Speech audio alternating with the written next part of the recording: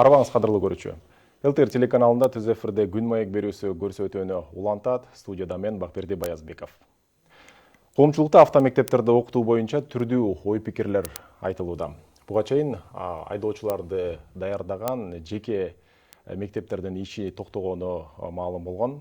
Бүгүн 3 февралда президент Садыр Жапаров транспорт каражаттарын жана айдоочулук курамды каттоо боюнча мамлекеттик борборго барып, ал жактан жеке менчик автомектептер саналуу гана адамдардын киришелүү булагына айланганын, Союз мезгилинде иш алып барган 70 ДАСАФ бир гана адамдын менчигине өткөнүн, алдыда алардын бардыгы мамлекеттин карамагына өткөрүлүп, мамлекеттик автомектептер ачыла турганын билдирди.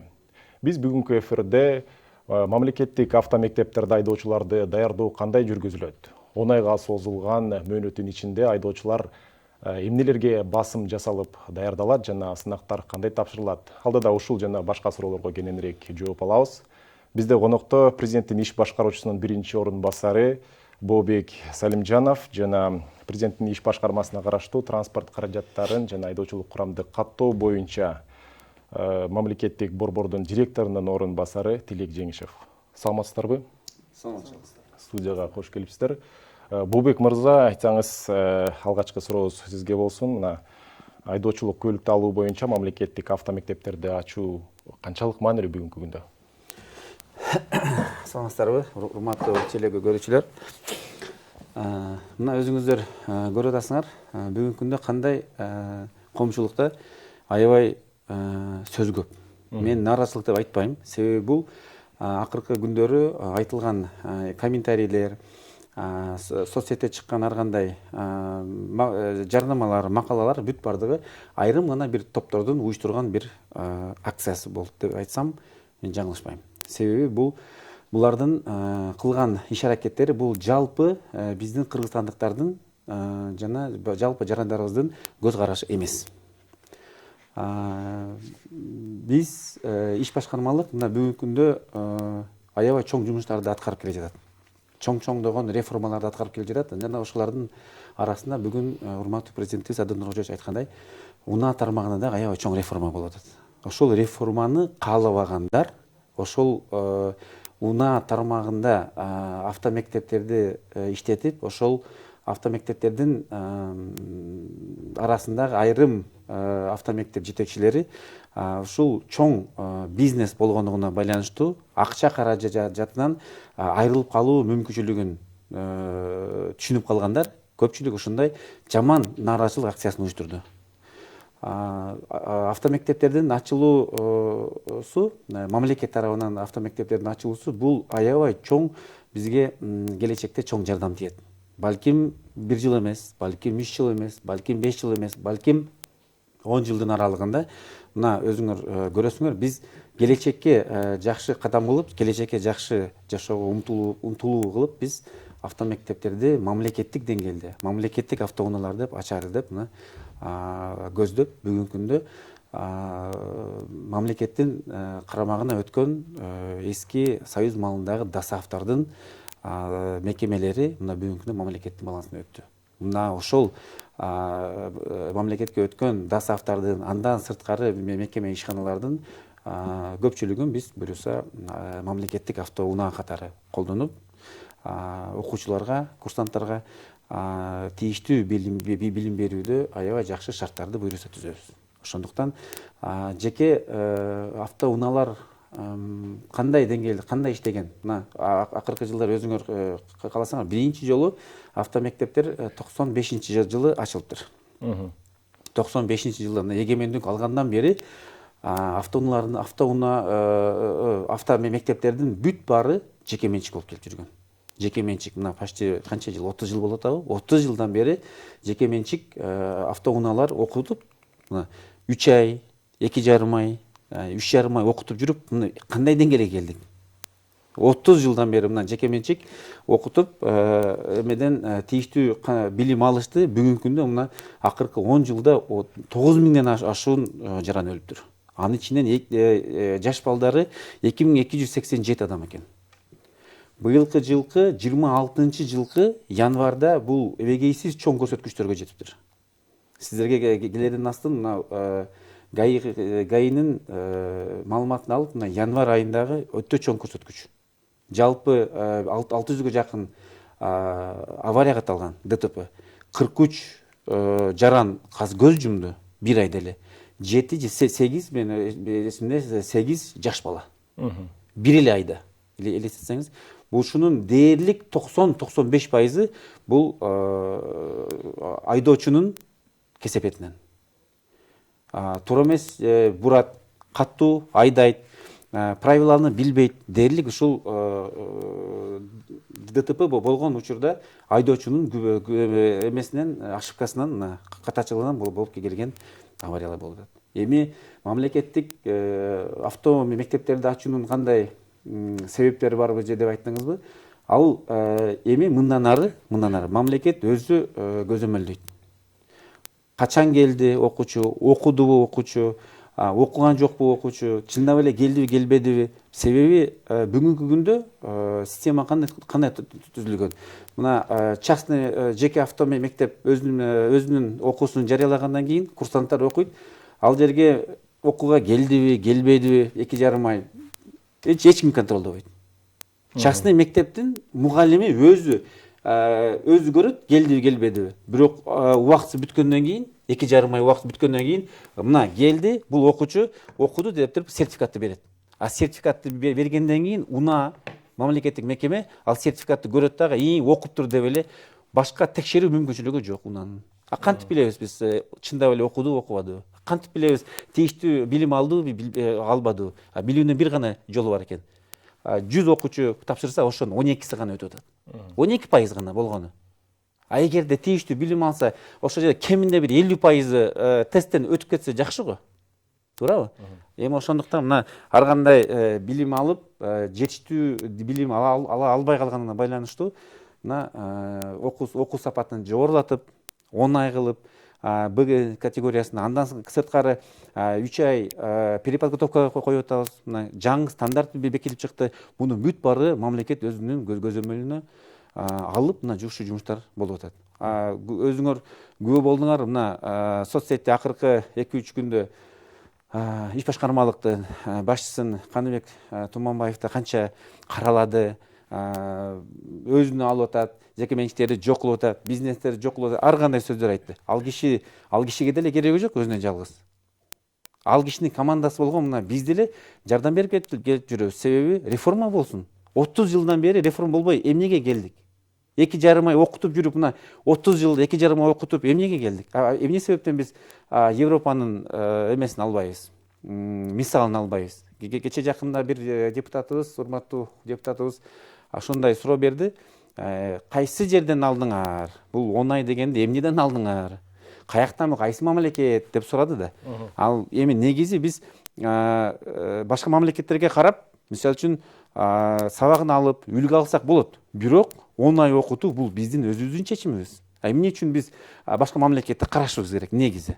Почему тиги мамлекетте 10 ай экен, бизде ошондой болойлу? Же тиги мамлекет 10 ай экен, ошондой болот. Эмне үчүн биз башка мамлекетти карашыбыз? Биз эгемен мамлекетпиз. Өзүбүз ошол чечимди өзүбүз кабыл алабыз. Ошондой мырза, кечиресиз, мен тактоо иретинде сурагым келип атат. Сиз буга чейин айтып өтпөдүңүзбү? Жогоруда айтылган ДАСАФтын бардык имараттары учурда мамлекеттин карамагына өттү же алдыда өткөрүлөбү? Өтүп жатат. Өтүп жатат. Ошону өткөндүгүн айтайын. Бишкекте 5 мекемеси бар экен, анысы өттү толук. Эми айрым башка региондор, район шаарлардагы мекеме ишканалар да акырын мына өтүп баратат. Жалпы 76дан ашуун мекеме ишкана бар экен, анын 52си 47си мына мамлекетке өтүп атат, калган 30дан ашуусун өз убагында сатып берген экен.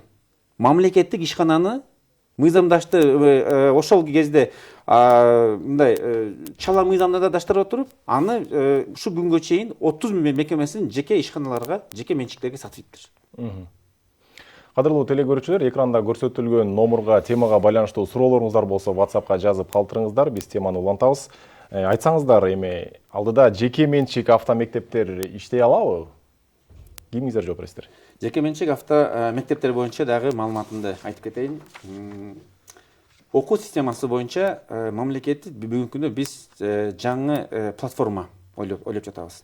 Эски система кандай болчу? Бул киши мына автомектеби бар болсо, частный, бул киши келип ар бир курсант айдоочулук күбөлүк алам деген курсант жараныбыз өзүнө келет, кайрылат, окутуп баштай берет. Окуп баштап бүткөндөн кийин мунага булар по факту берчү. Азыр андай кылбайбыз. Азыр мына буюрса жаңы платформа иштелип чыгып атат. Веб-сайт кылабызбы, Android'га кылабызбы, же iOS'га кылабызбы, буюрса эме болот, платформа болот. Платформага жазат. Мен Асанов Үсөн, Бишкек шаарынын Нол районунда жайгашканмын. Фактически жашайм, аты жөнүм тигине. Мен айдоочулук күбөлүк окуганы мүмкүнчүлүгүм бар, окуймун деп туруп өзүнүн заявкасын калтырат. Биз ал заявканы чогултабыз.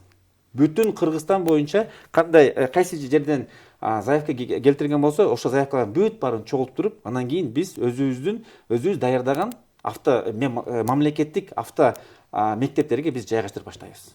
Сен бул жака окуйсуң, сен бул жака окуйсуң, сен бул жака окуйсуң. Баасы жөнүндө айтып коеюн. Баасы мына биз эмеден жетекчилигибиз тапшырманы берип, ал тапшырма буюрса ишке ашат. Жеке авто мектептердин баасынан жогору болбойт баасы. Бул биринчиси. Экинчи жакшы мүмкүнчүлүк, жумасына канча жол окуган болсо, часто автомектептер мына бүгүнкү күндө жумасына 3 жол окуйт, 3 сааттан 3,5 сааттан окуйт. Ошол эле график калат. Жумасына 3 жол окуйт, 2,5 саат болобу, 3 саат болобу, аны да мынакей биздин тийиштүү кызматкерлерибиз карап атат. Тилек мырза, айтсаңыз, ушул айдоочуларды даярдоодо эмнелерге артыкчылык берилип, басым жасалып окутулат? Анткени мына 10 ай мөөнөт берилип атат, буга чейин 3,5-2,5 ай окутулуп келсе, эми 10 айга узартылат. Бул аралыкта айдоочулар эмнелерге маани берип окутулат? Бүгүнкү күндө ошо Б категориясына 10 ай, БЦ категориясына 12 ай болуп иштелип чыгып атат. Артыкчылары болсо транспорт каражаттарын башкарууну туруктуу практикалык күнөмдөрүн калыптандыруу зарылдыгы, жол кыймылынын эрежелерин өздөштүрүү болот. Анан айдоочулук маданияты жана жоопкерчиликти өнүктүрүү болуп эсептелет. Бүгүнкү күндө ушул окутуунун программалары иштелип чыктыбы? Бүгүнкү күндө окутуунун программалары иштелип чыгууда, анын үстүндө иштелип жатат. Бүгүнкү күндө Б категориясына 10 ай болуп бөлүнгөндөн кийин теориялык сабактар 480 саат болот, практикалык сабактар 70 саат болот. Анын ичинде айдоого 40 саат, машинаны техтелөө боюнча 10 саат. Андан сырткары бизде дагы тренажердо дагы сабактар болот. Ага 10 саат бөлүнөт жана машинада пассажир болсо, ошого да 10 саат бөлүнөт. БЦ категорияга болсо, теорияга 576 саат, практикага 100 саат бөлүнөт. Калгандары Б категориясында эле ошондой эле кетип атат. Мына бүгүн президент Садыр Жапаров журналисттерге берген маалыматында аралыктан окутуу киргизиле турганын дагы айтты да. Бунда кандай өзгөчөлүктөр болот? Аралыкта окутууда деле ошондой эле шарттар каралабы же кандай айырмачылыктар болот? Ушул жөнүндө айтсаңыз. Ушул жөнүндө уруксат берсеңиз мен жооп берип койсом. Мынакей биздин кызмат мамлекеттик ишканасы аркылуу жетекчибиз тапшырма берип, алар бүгүнкү күндө аябай жакшы Zoom сыяктуу, бирок кыргыз компаниясы болот. Zoom сыяктуу программа ойлоп, азыр бүгүнкү күндө ошону киргизебиз. Жаз айынан баштап мына онлайн окуу дагы мүмкүнчүлүк алат. Чаткалда болобу, Акталарда болобу же түптө болобу, кайсы жерде болбосун, ар бир жараныбыз, окуйм деген жараныбыз онлайн бүгүнкү күндө тийиштүү билим алууга мүмкүнчүлүк алат. Экинчи маселеси, онлайн болгондо айдоочулук практический вождение кандай болот дегенде, ар бир район шаарда болгон автомектептердин автодромдорун колдонуп, биз ошол жерге белгилеп берген графикке ылайык бир ай онлайн окуду же 2 ай онлайн окуду, автодромго барып өзүнүн тийиштүү саатын, айдоочулук саатын барып колдонуп келет. То есть айтайын дегенибиз, биз Бишкекке келип же ар бир райондук центрине барып офлайн отуруп, сабакта отуруп, партада отуруп уккандан көрө кимде ким каалоочулар онлайн окуган мүмкүнчүлүк ала алат жана тийиштүү билимди ошол кезде айдоочулук практический вождениени кошо алып кетет. Мен эми телекөрүүчүлөрдөн келген суроолорго кезек берейин. Саламатсыздарбы? 10 айга 2 категорияга 19 000 сом төлөйбүзбү же болбосо 38 000би? Ушул боюнча кененирээк маалымат бериңиздерчи деп суранган экен. Мынакей жаңы эле мен айтып кеттим. 2,5 ай окуш үчүн жалпы 20 000 сомго чейин окуу болот экен.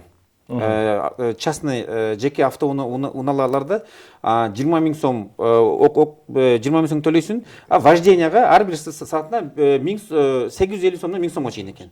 Бирок окуу, теоретический окуусу 2,5 ай үчүн 20 000 сом экен. Биз дагы 10 ай болгону менен ошол 20 000 сомдон ашырбай турган болуп атабыз. Бул деген мына биздин жарандарга, бул дагы айтып атпайбы? Тиги бир авто мектептин директору 150 000 сом болот экен, 200 000 сом болот экен. Тиги Ыдырыс деген бир аябай жакшы бир эмебиз бар, коллегаңыз бар. Ал дагы анан баасы тигинче экен, мынча экен деген сөздөр айтты. Жок. Президентибиз дагы тапшырма койгон. Эң эле негизгиси ошол бүгүнкү күндө канча сом болсо, ошол сомдон ашпай турганчалык деңгээлде баасын коесуңар деп тапшырма койгон. Түшүнүктүү. Мен 2025 жылы февраль айы автошколду бүттүм. Бирок теория экзаменден өтө албай жатам. Өтө эле кыйын болуп жатат. Ошондо дагы 10 ай окушум керекпи дейт. Бул демек окуп бүткөндөр кайра окуп калабызбы деген суроо экен да? Жок, кайра окубайт. Эгерде автомектепти бүттү деген күбөлүктү алгандан кийин унаа мекемесине келип бизге теориялык экзаменди тапшырат. Теориялык экзаменди тапшырмайынча улам сайын кезекке тура берсе болот. Кайра 10 айга окубайт. Теориялык экзаменди тапшырып бүткөндөн кийин практикалык экзаменге барат. Демек бүгүнкү күндө окууду бүткөн автомектепте окуп бүткөндөр кайрадан алар окутулбайт, э? Окутулбайт. Күбөлүгү бар болсо бизге теориялык экзамен тапшырганга келе берет. Бүгүн ошол дагы бир нерсе маанилүү болду. Келерки окуу жылында мектептерге дагы ушул жолдо жүрүүнүн чык кыймылынын эрежелери боюнча сабактын киргизилери айтылбадыбы? Ошол сабак менен автомектептерде окутулган сабактын окшоштугу болобу же бири-биринен айырмачылыктар болобу? Окуучулар үчүн, анан баягы чоңдор үчүн дагы. Мынакей биз ар кандай программалар сунуштаганбыз. Бүгүнкү күндө Просвещение министрлиги тарабынан алардан комиссия түзүлгөн. Комиссия түзүлүп, бүгүнкү күндө ошол билим берүү системасына дагы, мектеп окуучуларына дагы тийиштүү программаны бүгүнкү күндө даярдап атышат. Ал программаны ушул жылдын 1-сентябрынан баштап киргизебиз. Ага чейин доработка болуп, ар бир окуучуга ыңгайлуу боло турган программаны бүгүнкү күндө даярдап атат. Онлайн окуганы дагы мүмкүнчүлүк алышат. Офлайн окуганы дагы мүмкүнчүлүк болот бүгүнкү күндө. Эң эле негизгиси мектеп окуучуларын ушул 11-класстагы деңгээлинен баштап ушул балким эң негизги сабактарын киргизип, үйрөтүп, ошол эле кезде ар бир мектепте 11-класстар үчүн окуткан автоунаа боюнча окуткан айдоочулук күбөлүгү үчүн тийиштүү практический экзамендер, мунун бүт баарын мамлекет өз мойнуна алып уюштурабыз.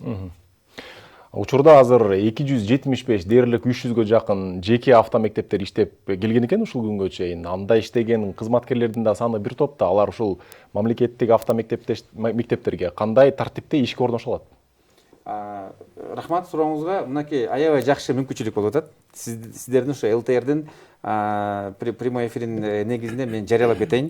Жалпы президентибизге бүгүн маалымат берди. Президентибиз айтты, 270ден ашуун жеке авто мектептер. Сиз 300 деп атасыз. Мамлекеттик авто мектептерде болгон.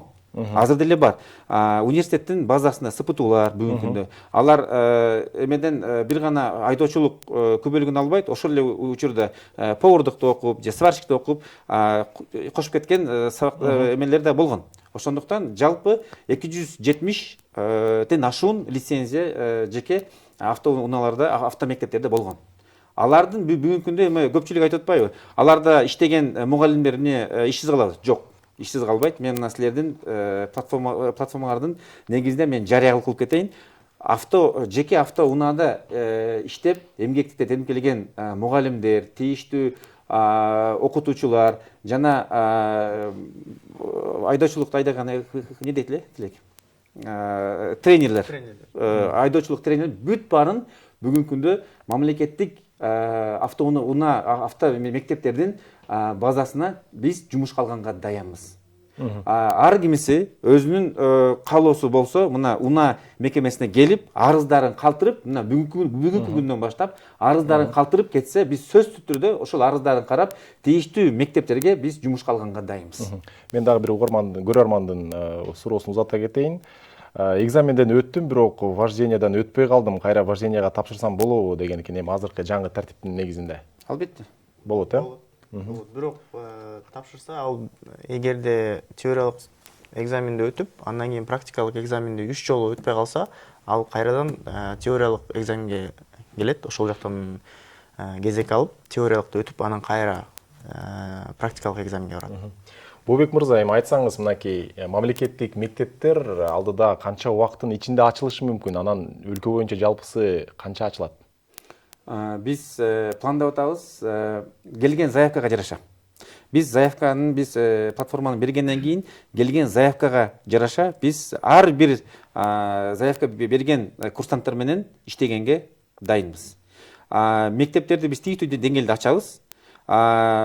Ошо менен бул офлайн мектептер. Ал эми онлайн болгон мектепте биз бир эле платформага 100 окуучуну, 50 окуучуну, 30 окуучуну биз бөлүп онлайн окутканга да биз мүмкүнчүлүгү ачылат. Ошондо ар бир адам келип, убактысын кетирип, машинага, таксиге акчасын кетирип отурбай, өзүнүн үйүндө эле окуган мүмкүнчүлүк алат.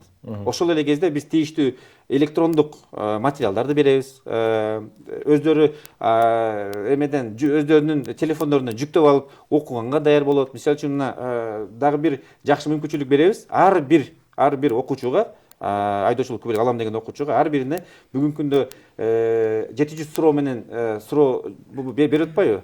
Тест тапшырганда. Биз азыр ошол суроонун 1700 суроого чейин чыгарып атабыз. Ошол 1700 суроонун бардыгын окуучуга биз биринчи келген күндөн баштап эле беребиз. Айтабыз буларга: урматтуу окуучулар, мына ушул суроолор келет.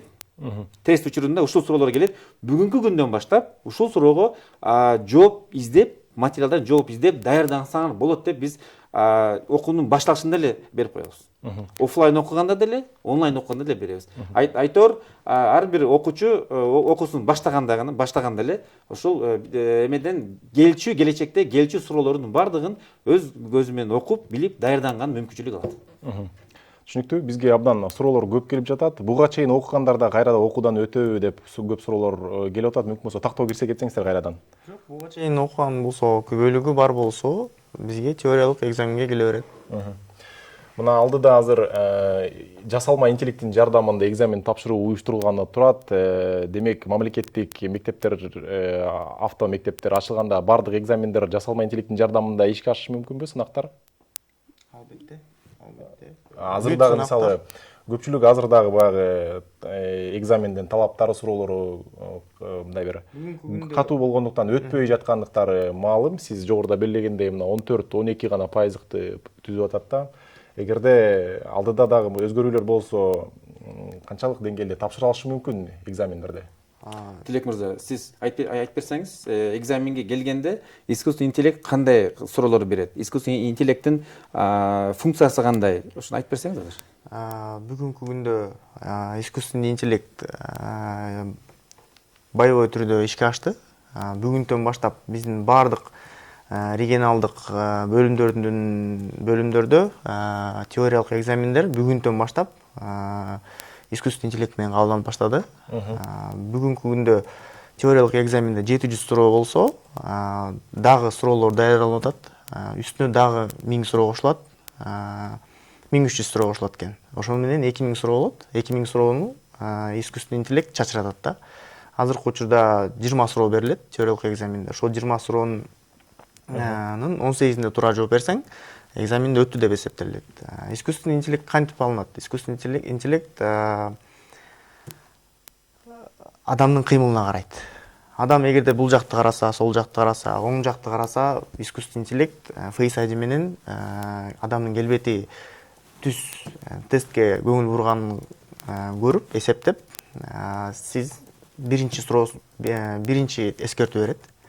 Андан кийин эгер өйдө караса же ылдый караса, экинчи эскертүү берилет. Эгерде адамдын жанында дагы бир адамдын сөйлөкөтү бар болуп калса, анда үчүнчү эскертүү берилип, тест уже өтпөй калды деген чыгат да. Түшүнүктүү.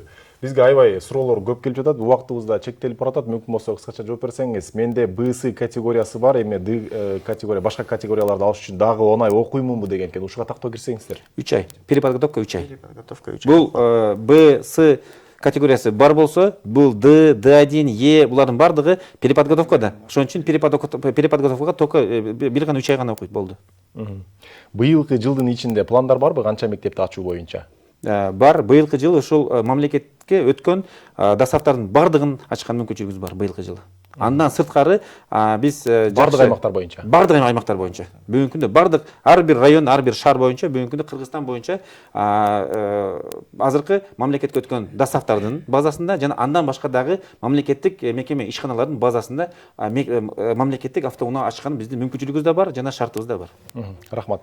Бизге берилген убакыт соңуна чыкты. Кадырлуу телекөрүүчүлөр, ушуну менен биз бүгүнкү Күн маек берүүсүн жыйынтыктайбыз. Бул жолку эфирде биз мамлекеттик мектептерде айдоочуларды даярдоонун талабы тартиби жөнүндө сүйлөштүк. Бизде конокто президенттин иш башкаруучусунун биринчи орун басары Бообек Салимжанов жана президенттин иш башкармасына караштуу транспорт каражаттарын жана айдоочулук курамды каттоо боюнча мамлекеттик борбордун директорунун орун басары Тилек Жеңишев болду. Эфирди сиздер ЛТРдин YouTube каналынан жана Facebooктагы баракчасынан көрө аласыздар. Берүүнү мен Бакберди Баязбеков алып бардым. Кечиңиздер көңүл улансын.